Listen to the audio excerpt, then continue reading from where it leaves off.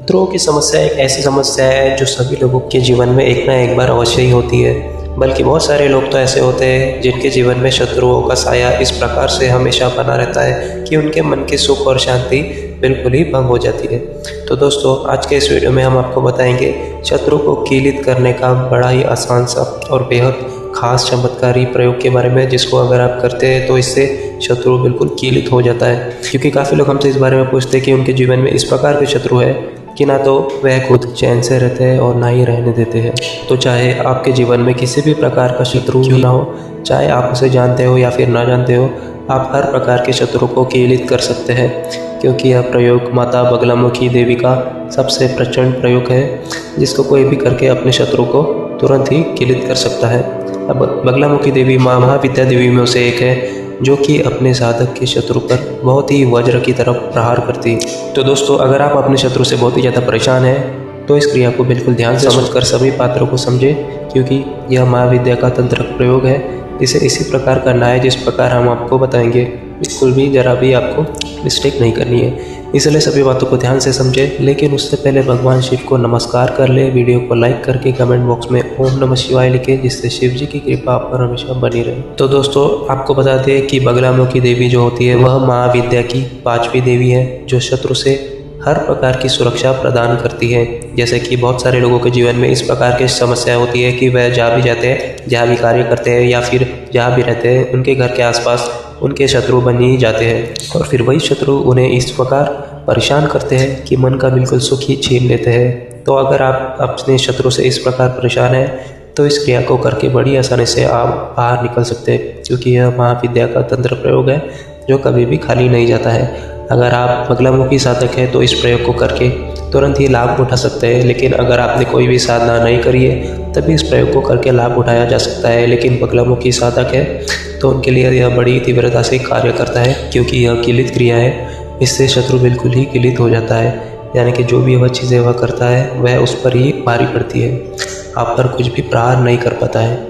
क्योंकि कई बार शत्रु ऐसे होते हैं कि सामने से तो बहुत मीठा मीठा बोलते हैं, लेकिन पीछे से कुछ ना कुछ तंत्र क्रिया को करवा बैठते हैं या फिर कर देते हैं। क्योंकि आजकल बहुत सारे लोग खुद भी स्वयं भी तंत्र क्रिया को करना जान रहे हैं और बहुत सारी साधनाओं को वह स्वयं भी कर लेते हैं। तो इसीलिए बड़ी आसानी से शत्रु पर कुछ न कुछ करते हैं, और जिस भी शत्रु पर करते हैं तो सामने वाला बिल्कुल समझ ही नहीं पाता है कि उसका एक एक करके सभी चीज़ें बिगड़ने लग जाती है। सबसे पहले तो उसे धनहानि हो जाती है, कर्ज की समस्या है वो बड़ी फंस जाता है, या फिर उसके घर में इतना ग्रह क्लेश होने लग जाता है कि घर के सभी लोग आपस में एक दूसरे से बिल्कुल शत्रु का स्वभाव करने लग जाते हैं, यानी कि बिल्कुल दुश्मन बन जाते हैं। और अब आप खुद सोचें कि उस घर में कोई भी व्यक्ति कैसे रह सकता है जहाँ पर घर के सभी लोग एक दूसरे को शत्रु की तरह, दुश्मनों की तरह देखते रहते हो। ऐसे घर में ना तो माता लक्ष्मी विराजमान हो सकती है, ना ही कोई सुख, ना ही कोई संपत्ति और ना ही कोई समृद्धि उस घर में आ सकती है। तो इसलिए इन सभी चीज़ों से बचने के लिए बगलामुखी कीलित क्रिया बेहद आवश्यक है। तो इसलिए अगर आप अपने शत्रु से परेशान हैं तो परेशान होने की बजाय आप बस इस क्रिया को करना शुरू करें, और इसी के साथ अगर बगलामुखी साधना को भी कर सकते हैं तो और भी ज़्यादा अच्छा है। लेकिन इस क्रिया को करने के लिए आपको केवल इतना करना है कि 5 कील लोहे की आपको बड़ी लेनी है, जिन्हें दीवार में आसानी से ठोका जा सके। इस प्रकार 5 कीले लेकर आपको हल्दी का पानी तैयार करना है। एक लोहे का कोई भी बर्तन आपको ले लेना है। इस बात का ध्यान रखना है कि जिन बर्तनों में आप खाना खाते हैं उन बर्तनों का इस्तेमाल बिल्कुल नहीं करना है। अगर आपको लोहे का बर्तन नहीं मिलता है तो कोई भी मिट्टी का बर्तन आप इस्तेमाल कर सकते हैं। मिट्टी का बर्तन आप नया लेकर आ जाए, उसमें थोड़ी सी हल्दी डालकर और थोड़ा पानी डालकर उसमें कीलों को आप रख दें, और 11 दिन तक आपको फिर हल्दी की माला से ही इस मंत्र का उच्चारण करना है। अगर आपके घर में बगलामुखी देवी का चित्र है तो ज़्यादा अच्छा है, नहीं तो आप इसे बाहर से बड़ी आसानी से लेकर आ सकते हैं। क्योंकि केवल क्रिया करते समय आपको यह फोटो रखना बेहद आवश्यक है।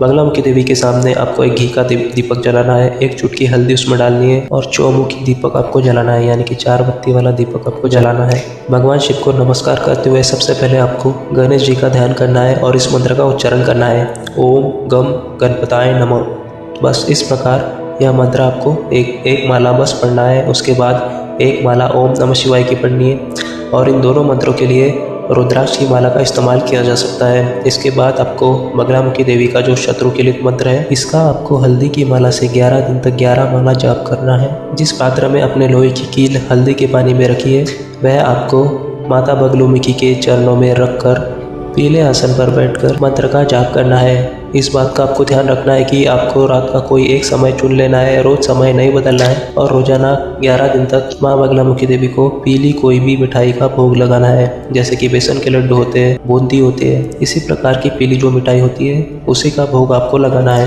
और क्रिया करने के बाद यानी कि मंत्र जाप करने के बाद इसी मिठाई को स्वयं ही वही बैठकर खाना है। इस बात का आप ध्यान रखें कि इस प्रयोग को कोई भी कर सकता है, लेकिन जैसे हमारे महिलाएं इस प्रयोग को अगर करती है, बीच में उनकी परेशानी शुरू हो जाती है, तो बस उस परेशानी में आपको क्या करना है, कुल मिलाकर 11 दिन तक इस प्रयोग को आपको करना है। इस प्रकार कोई भी इस प्रयोग को कर सकता है। तो जिस प्रकार हमने अभी तक बताया है बिल्कुल उसी प्रकार आपको करना है। उसके बाद आपको इस मंत्र का उच्चारण करना है, हल्दी की माला से करना है। यह मंत्र आप नोट करके लिख ले। यह मंत्र इस प्रकार है, ओम ह्रीं बगलामुखी सर्वदुष्टानां वाचम मुखम पदम स्तंभय जीवा किल्लय बुद्धि विनाशय ह्रीं ओम स्वाहा। यह मंत्र बड़ा ही आसान सा मंत्र है, यह लिखकर भी दिखाया गया है। एक बार फिर से दोबारा इस मंत्र को आप सुन ले।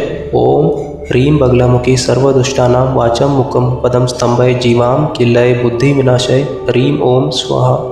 बस इस प्रकार 11 माला इस मंत्र का आपको जाप करना है हल्दी की माला से। उसके बाद इस माला को आपको माता बगलामुखी के चरणों में रख देना है। 11 दिन तक इस अनुष्ठान को करना है। इस बात का बेहद खास ध्यान आपको रखना है कि इस माला को आपके अलावा कोई भी ना देखे और ना ही इसको छुए। तो इसलिए इस माला को बिल्कुल छुपा कर जाप करना है और छुपा कर ही रखना है। जब 11 दिन तक यह अनुष्ठान हो जाता है तो यह जो हल्दी की माला है और जिस माला से भगवान शिव के मंत्रों का आपने जाप किया है, इन दोनों ही माला को आपको नदी में प्रवाहित कर देना है। और जो अंत का आखिरी का जो दिन होता है, जैसे कि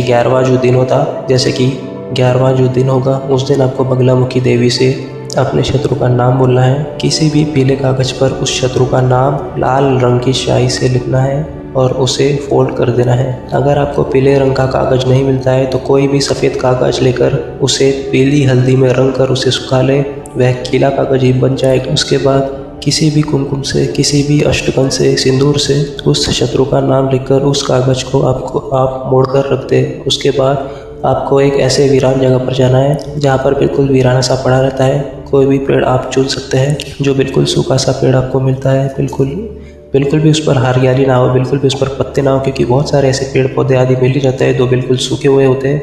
तो वहीं पर आप इस कागज़ को काट सकते हैं जहाँ पर बिल्कुल भी हरियाली ना हो, जहाँ पर कूड़ा कचरा पड़ा हो, या ऐसे कोई आपको ज़मीन दिख गई जहाँ पर बिल्कुल अधिक कूड़ा कचरा पड़ा रहता हो, बस वहीं पर जाकर आपको इस कागज़ को लगाते हुए दीवार पर, मिट्टी में इन सभी कीलों को उस कागज़ पर ठोक देना है। इस कागज़ को लगाकर आपको इस कागज़ के चारों ओर इन सभी कीलों को ठोक देना है। जैसे कि अगर आपने 5 कीलें ली थी तो एक कील को ठोकने के बाद सेंटर में आपको कागज़ जिस पर आपने शत्रु का नाम लिखा है उस पर कील ठोकते हुए सेंटर में करना है और उसके आसपास दोनों तरफ ऊपर नीचे चारों कील को आपको ठोक देना है। यानी कि जहाँ पर शत्रु का नाम लिखा है वह बीच में बिल्कुल सेंटर में आना चाहिए और उसके ऊपर नीचे दाएं और बाएं दोनों तरफ एक एक कील को आपको ठोकना है। यानी कि 5 कील इस प्रकार से ठोक देनी है और उसके पश्चात जो आपकी मालाएं हैं उन्हें आपको नदी में प्रवाहित कर देना है। बस इतनी छोटी सी क्रियाओं को करते ही जो भी आपका शत्रु है, अगर उसके बाद आप पर कुछ भी करने की कोशिश करता है, आपका बुरा सोचता है या आपको परेशान करने की कोशिश करता है, तो जितनी भी चीज़ें वह करता है वह उस पर खुद ही आन पड़ती है। उसके बिल्कुल उल्टे दिन शुरू हो जाते हैं। तो अगर वह सुधर जाता है, आपको परेशान नहीं करता है, तो उसके जीवन में अच्छा होना शुरू हो जाता है। लेकिन अगर आपको परेशानी करने के स्वभाव से आगे बढ़ता है तो फिर सभी चीज़ें उस पर ही आन पड़ती है। काफ़ी लोग शत्रुओं से बहुत ज़्यादा अधिक परेशान रहते हैं। काफ़ी लोग हमसे मैसेज करके इस बारे में पूछते भी रहते हैं कि तो यह बड़ी आसान सी क्रिया है जिसे हर कोई भी व्यक्ति कर सकता है। और इस बात को जान ले कि अगर आप बगलामुखी देवी के साधिक हैं या कभी भी आपने साधना की है तो यह प्रयोग बड़ी तीव्रता से इसका असर दिखता है। लेकिन अगर आप इसी प्रयोग को करते हुए बगलामुखी साधना को भी कर लेते हैं, क्योंकि वह साधना 41 दिन की होती है, उसमें बस गुरु दीक्षा लेना आवश्यक होता है। क्योंकि महाविद्या की साधनाएं होती है वह बिना गुरु के बिल्कुल भी नहीं करनी चाहिए। बड़ी ज़्यादा तीव्र होती है, तंत्र से जुड़ी हुई होती है, जो बहुत तेज़ी से असर दिखाती है, बहुत तीव्रता से असर दिखाती है। तो इसीलिए ऐसे ही किसी भी वीडियो में देखकर, किसी भी किताब में पढ़कर यह साधनाएं बिल्कुल भी आपको नहीं करनी चाहिए, क्योंकि कई बार इससे उल्टा असर भी शुरू हो जाता है। व्यक्ति का अपने ही दिमाग से कंट्रोल हट जाता है और फिर उसे कुछ भी समझ में नहीं आता है। ऐसे हालातों में केवल गुरु ही उसकी मदद कर सकता है। इसलिए कहा जाता है कि महाविद्या की या कोई भी तंत्र की जो साधनाएं होती है बिना गुरु की बिल्कुल भी नहीं करनी चाहिए। अब आप ये सोचें कि बिना गुरु के तो कोई भी व्यक्ति खाना बनाना भी नहीं सीख सकता है, चलना भी नहीं सीखता है, तो यह तो तंत्र की महाविद्या है जो बड़ी ज़्यादा तीव्र है। इसलिए इसे बिना गुरु के बिल्कुल भी साधना नहीं करना चाहिए। जिस प्रकार हमने यह आसान सा प्रयोग बताया है, इसको बस आप केवल कर सकते हैं बिल्कुल सात्विक रहते। यह क्रिया प्रयोग करना है और 11 दिन जो आप करेंगे उसमें बिल्कुल भी किसी को आप शब्द नहीं बोलने हैं। आने वाले दिनों में हम आपको ऐसे ही चमत्कारी और प्रभावी उपायों के बारे में बताने वाले हैं, इसलिए आप इस चैनल को सब्सक्राइब करके और उसके साथ में लगे बेल आइकन को भी दबाएं, ताकि जब भी हम आपके लिए ऐसी वीडियोज़ लाएँ तो सबसे पहले समय पर आपको वीडियोज़ मिला करें। तो ठीक है दोस्तों, आज के लिए इतना ही। मिलते हैं हम आपसे अगली वीडियो में। तब तक के लिए ओम नमः शिवाय, हर हर महादेव।